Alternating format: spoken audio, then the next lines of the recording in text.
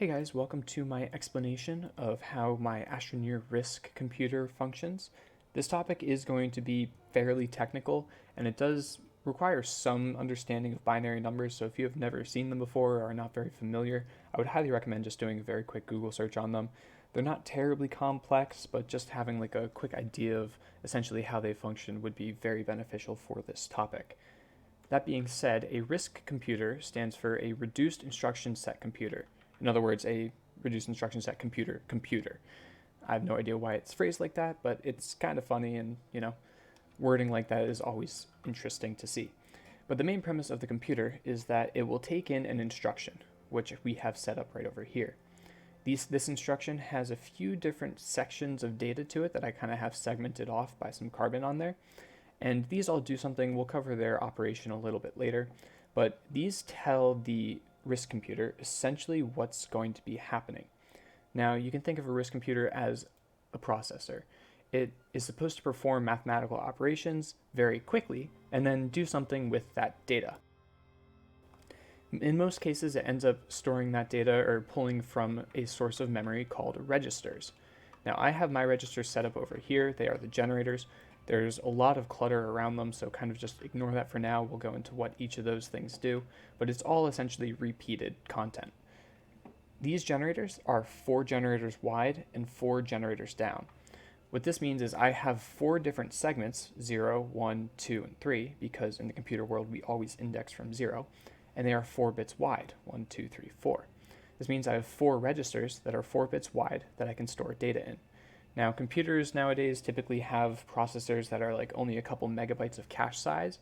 These are akin to the registers you see here because they are very fast, but they are also very expensive, so it is difficult to have a large quantity of them. The reason this is a modified RISC computer is because I have a little display right here that kind of covers a few numbers if you select a certain operation. This is not typical of RISC computers. Typically what ends up happening is you have something called a data memory, which is more akin to your RAM or like a hard drive. It's a much more large data size than your registers per se, but it is much slower. So a standard operation might be to pull data from the larger, slower storage into your registers, do an operation on that, and then send it back to the data memory where you might not need it for the near future. One thing I would like to mention is I have noticed a little bit of a not a bug, but kind of an issue that has been giving me some problems, is that these generators, they turn on, and we'll get to the operation later, but do you see how there's a little flicker of power going to the power sensor? The power sensor isn't triggering. You don't see this line kind of glowing and shooting off into the distance, but the little flicker of power has, I believe, been giving me a little bit of issues when some residual actions have been happening over here that I haven't been looking for. So do keep that in mind. I hope we don't get any of these errors, but you can always check out the Twitter video for a good operation of this RISC computer. So when we look at our instruction, these 3 bits right here, these are what is known as the opcode. The opcode essentially tells the computer what operation is going to occur. In my case, I have 3 bits, so I can do 0 through 7 or 8 different operations. Now, I only programmed in 4, but I gave myself the 3rd bit as the opportunity to program in 4 more if I would wish to. 0, 0, 0 is our add data. I probably shouldn't use the word add because I might get confused with adding. It's our insert data. And that's what these 4 bits right here do. These 4 bits are the data that we are giving as an input to be stored into the registers. 001 is our display. That will display a specified register. Again, we'll cover it in a moment. 010 is our clear. This clears all the data from the registers, not just one location. It clears all of them. And 011 is our add, which takes in 2 operands and stores it in a location. As I mentioned, this is our input. Our input in this case is known as an immediate value. It is a value that is immediately being passed from the user into the registers. This is the name given it in the industry, and it's just a value that's going to get stored in these registers very quickly. These last 3 2-bit combinations over here, these are all destinations, or not destinations, excuse me, these are all locations. So the first one is our destination register. It's known as RD. And this is telling the computer where the data is going to go. For example, if we were doing our add information into the registers, they would be placed wherever this specifies. If we were going to display data, whatever this specifies is what is going to be displayed. Clear, again, is universal, so we don't have to worry about that. But adding 2 bits, this is where the sum is going to be placed. These two destinations are known as the source and the target. And essentially, these are the two that are going to be modified and then placed in this location. So for the addition portion, these are the 2 numbers that are going to get added and then placed into this location. Now again, because we have 4 registers, we index through them with these buttons. So 00 is our 0th register, 01 is our 1st register, 10 is our 2nd register, and 11 is our 3rd register. This gives us the location of all of these. One important piece of logic that is going to happen pretty much all over the place is this auto arm splitter combination. So essentially what this does is this allows me to determine which generators are on and therefore what is happening. So these are the 3 bits for the opcode. This one represents a 1, and a 1. The ones on the right represent 0, 0, and 0. Now the reason I have this dual generator set up for just a singular bit is because it's very useful in telling because of the power. These generators each produce 3 units of power, so when I split them, I can tell exactly how much power is going to go through each path. So just as an example, we can turn all of these generators on. Because this is the opposite of this one, when we turn it on, this one flips, and that happens every single time, but I'm just modifying this slightly to turn them all on. And you can see that all of these lights are turned on. These are what I use just from a distance to be able to tell what's going on. But if we take a look at this splitter has a total of 4.5 units of power coming out of it. So that means that we are passing 4.5 units of power to this platform. Each of these auto arms consume 1 unit of power each. So if they each consume 1 unit of power, we should have 0.5 units coming out, which we do. What this allows me to do is only if all of these generators are on, because they each supply a necessary amount of power, 1.5 in each case, 1.5 plus 1.5 plus 1.5 gives us the 4.5. If any one of them are not on, that means that this value will not cross the threshold of 4 units of power. So this platform will not have any power coming out of it. The reason that's important is because we can use that to determine what generators are on and what generators are not. So again, this is the 000 setup. We see that all of the necessary generators are coming together, we have enough power flowing through, and this light is triggered to let us know that we're good. All of these other splitters do not have enough power to cover the threshold of the auto arms. So here's 2.25, we have 3 auto arms. We are not over 3 units of power, so we are not over, so we do not have the proper combination of generators to get the rest of the circuit working. And the same for the last 2 cases. This is done by basically indexing through all the combinations of these generators. This one handles 000, this one 001, 010, and 011. So if we were to flip this to 01, this splitter now no longer has more than 4 units of power going through it. So that is going to dissipate inside of these auto arms and not have any left over. This, on the other hand, has 3.75, so it crosses the threshold of 3 auto arms, and it now tells us that we have our 001 opcode selected. That's the general premise for how the opcode works, as well as how all of this indexing with auto arms functions. This is, again, something that I use literally all over the place. You can see the amount of auto arms set up all over here that use the same function. So definitely keep that in mind. If you don't understand it, try to rewatch it, get a little bit of a better sense just so that you can kind of understand the logic there. These 3 sections right here, 1, 2, and 3, all handle the same RD, the same destination. So that's the first one right there.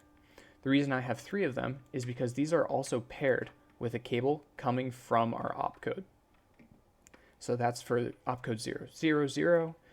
This cable comes all the way and connects to here for 001. And then this is our add, which comes all the way and connects for 011. Now the reason we do this is because, again, we do have power coming through when each of these are activated. So because this one's activated, we have a little bit of power coming through, and we can use this to once again say, okay, we now have X amount of power. Only if we have a certain combination of things do we trigger a certain event. Now in this case, these are the indexes for where we want to store data. Right now it's 0, 0. Because it matches our opcode of storing data, we can follow this power and see that this power sensor is activated. Now again, this power sensor is essentially the result of figuring out how much power we have and then dissipating just enough to cross the threshold only if we have a whole bunch of specifications met. So essentially this is kind of like a big fancy AND gate. We make sure that we are trying to write to location 0, 0, and we make sure that we are trying to write data in the first place. If both of those conditions are met, we allow the write to happen. And we can trace this all the way down to here, and this triggers this generator right here. So this is going to tell us that we want to write to the location 0. The same happens for each of these other ones. These other ones are just for location 0, 1, 2, and 3. Depending on the index, these will change, which will change the power supplied, which will change which of these combinations is read. And that's the exact same thing that happens in both of these two cases, except these cases just handle different events because they have power coming from a different opcode. If we were to take a look at how our writing goes on, this mess in the middle again is just more power dissipation. I thought I had more room than I did, so it is very cramped and messy. Some of these generators are just to bump the threshold a little bit. That's a strategy I use just to make sure I could once again reach the threshold of a singular auto arm. But essentially you can look at it as kind of a grid. This is going to be our input, so this comes from our immediate. Those 4 generators are tied to those 4 bits right there, just from a simple button press. And then this is going to be our index. So again, I just mentioned our index comes from that upper series of auto arms and generators, and we already had this one come through. So we know that this is going to happen. And you can think of it like a crossing over grid, where you see a 1 here. Wherever it intersects with a 1 coming from these locations, that's where we're going to turn an associated register on. So because we have 0, 0, 0, 0, we're not going to end up doing anything. But if we were to change, say, some of these input numbers to 0, 1, 1, 0, we see that these 2 generators now turn on. So what that means is the intersection of these 2 generators and these 2 generators are going to associate to index location 0 on our registers, so these 4, and 0, 1, 1, 0. So that's how it's going to get stored over. Now, because I don't want all of this happening as you're typing in an instruction, I do have this little execute button that you probably saw me push a lot. Now what this execute button does is this execute button triggers all of these auto arms. So again, because our power threshold has not been met yet, none of this has been written to the register. By cutting off these auto arms, we now have an extra 3 units of power flowing through here from the generator, and this will help us cross the threshold to trigger our necessary power sensors. As an example, you can take a look here. We have 1.5 units coming through, and we have a double stacked auto arm right here that are each consuming 1 each for a total of 2. Now, this in turn routes out to this power sensor. Now, because we don't have this power sensor triggered, this generator, which corresponds to the crossing of this bit right here and our index 1, is not turned on. If we were to drop these 3 auto arms, however, like so, and I hope this does work because again I noticed that we've been getting some residual power issues. Flip it again just to bring these back on. Here we have our data stored in our registers exactly as we would expect. And now if we were to go check back, it's because this power sensor turned on once we had enough power flowing through here, excuse me. The same can be said for all the other indexes and this entire mess right here. Again, it's complicated to look at and kind of trace back, but the general premise is, again, where there's an intersection between the input values and the indexes, those associated generators in the register area will turn on. So just as a necessary margin, we can turn these off real quick. And we can hop on over to here. Now these two are again the exact same thing as these setups over here, just with some slightly different wiring. These are to handle the indexes for the adding bits. So the 2 bits that we want to load from the register and add together. So again, similar index style, we have the 2 generators connected, they flow through auto arms, and only if the index is appropriate do we select the right power sensor.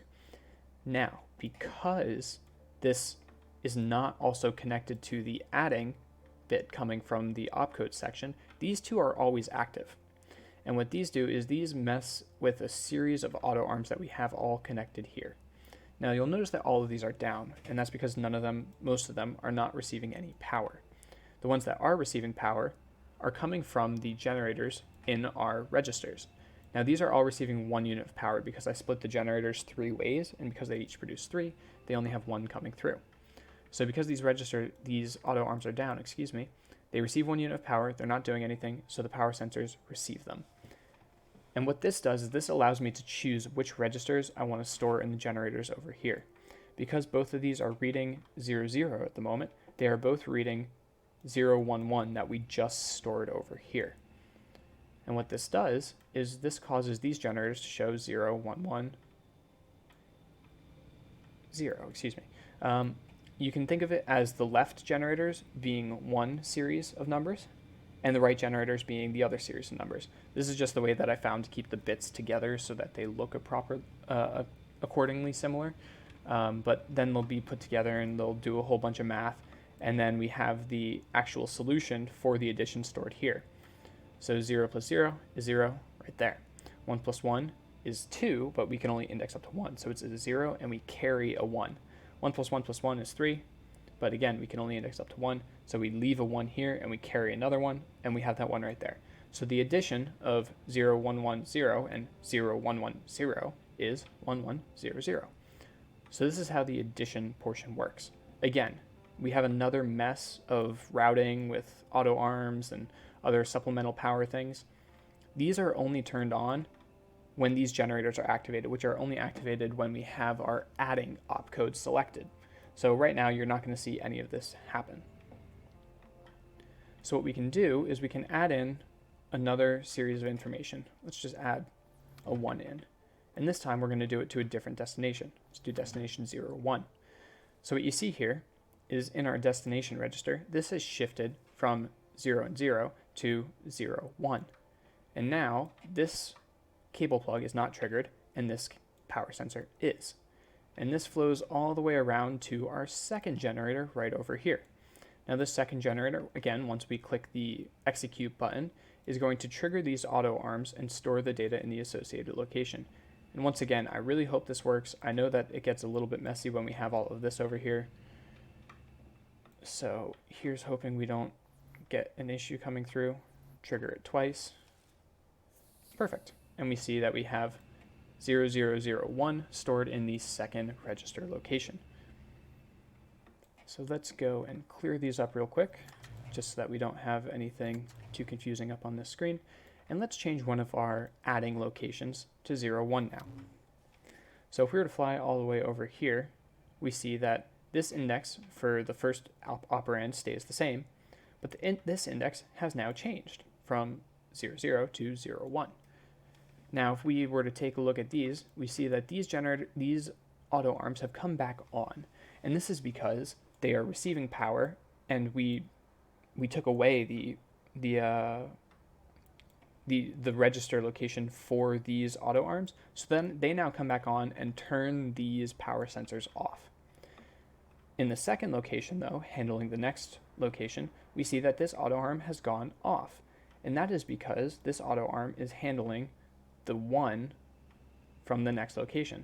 See, we have gotten a little bit of an issue. This is some of that residual power that I was talking about where we had this generator turn on. So I'm going to turn this off real quick just to make sure everything stays consistent.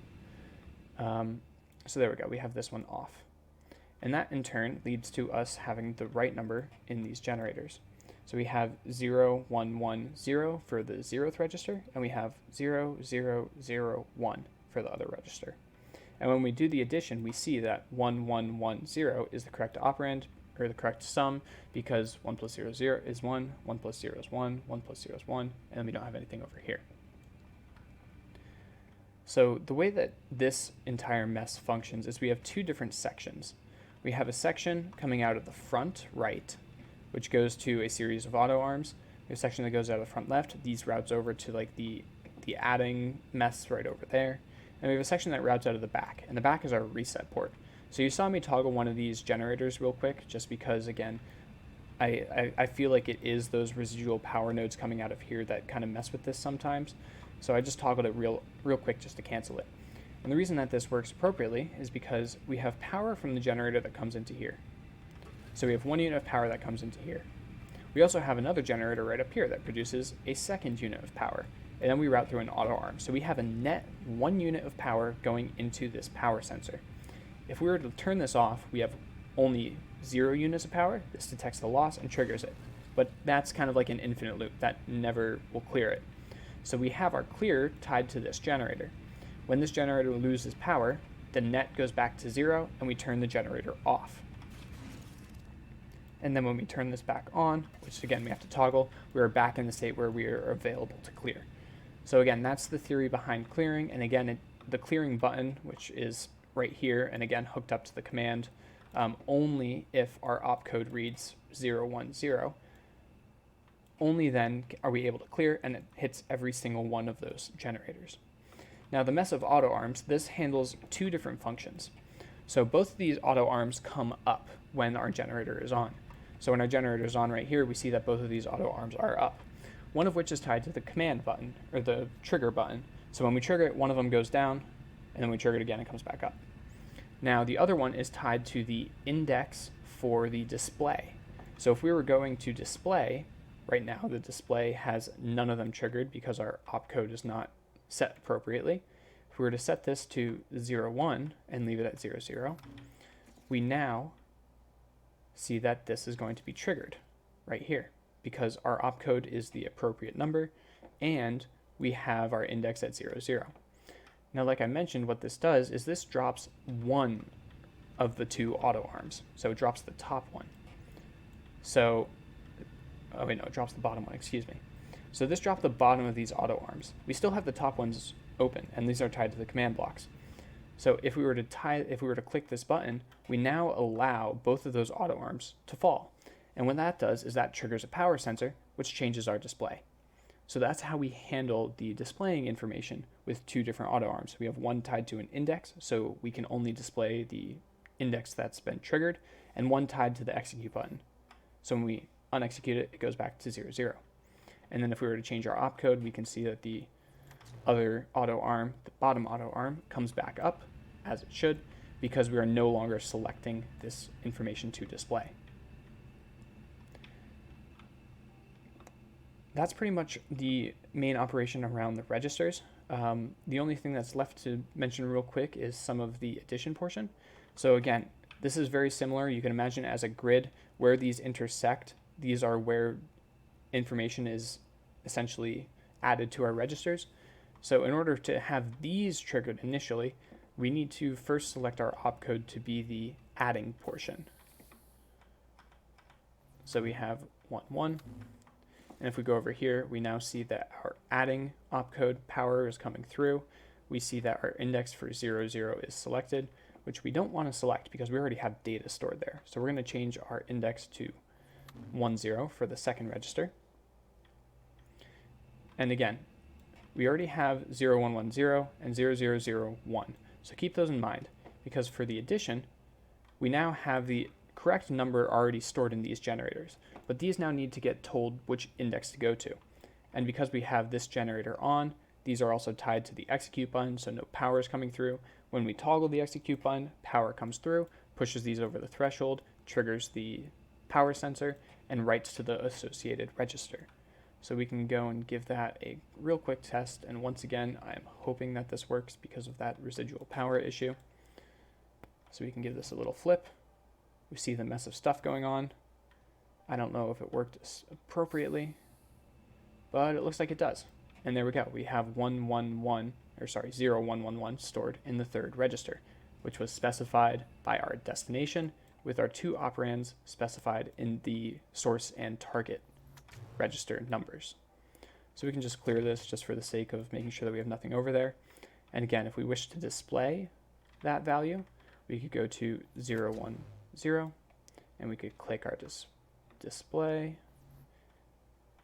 and we're getting a little bit of a residual issue. That's okay, but you generally kind of see the main operation that's coming through here with the addition kind of coming through. I will take a look at some of these problems and why they are an issue, but that's generally the operation that covers here. So as one quick last thing we'll do, we will clear all of the registers that we have. So if we go to 01 on our opcode and click our execute button, we will see that all of those generators are going to be toggled. All of those lights go out, and then we can click it one more time and they all come back up, ready to be written to again. So that's the main function for this computer. This turned into a 25+ minute video, so it did last a little bit longer. I didn't really get to explain too finely some of the details I really wanted to. So if you do have any questions, I will be sure to answer them as best as I can. I'm not really much of a YouTube video maker. I primarily do streams, so I'm sorry for the quality of this video. But that being said, I don't plan on putting many videos on YouTube, only explanations for weird, crazy things like this. So if you are interested in checking out my content, by all means, pay more attention to my Twitter and my Twitch account. Those are both going to be the primary sources of where I'm going to be sending information out from. I hope you guys enjoyed the video. Again, if you have any questions, feel free to either shoot them to me over Twitter or comment on this video. I don't really know how much this is gonna help some of you guys, but I hope you enjoy it and hope you kind of at least can follow a little bit of where my logic is coming from. I know it's technical, but that's kind of the basis of a computer.